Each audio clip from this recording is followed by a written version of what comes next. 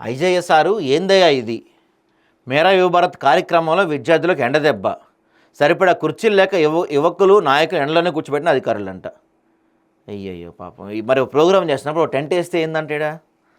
వికారాబాద్ జిల్లా కేంద్రంలోని సర్దార్ వల్లభాయ్ పటేల్ 150వ జయంతి సందర్భంగా వికారాబాద్ పట్టణంలోని మేరా యువ Bharat ministry of youth and sports government of India officer IJ ఆధ్వర్యంలో ప్రభుత్వం అధికారికంగా నిర్వహిస్తున్న సర్దార్ వల్లభాయ్ 150వ జయంతి ఉత్సవాల్లో భాగంగా ఇక్కడ విద్యార్థులకు విన్యాసాల కార్యక్రమాలు నిర్వహించారంట.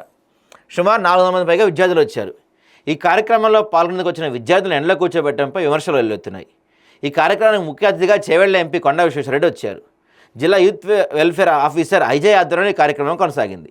ఈ కార్యక్రమానికి వచ్చిన నాయకులకు, అధికారులకు అన్ని విధాలుగా ఏర్పాటు యువకులకు మాత్రం కనీసం కూర్చోడానికి సరిపడా కుర్చీలు కూడా వేయించుకొని నిర్లక్ష్యం చేశారంట. విద్యార్థులను ఏకంగా గంటల తర్వాత ఎండలో కూర్చోబెట్టడంపై పలు అసహనం వ్యక్తం. అసలు ఇలాంటి కార్యక్రమాలకు విద్యార్థులను తీసుకెళ్లారు, సరే మంచిదే. ఇక్కడ చూడండి పాపం పిల్లల కిందట కూర్చున్నారు ఎండలో. వాళ్ళకి ఏమన్నా అయితే ఎండ దెబ్బ తగిలి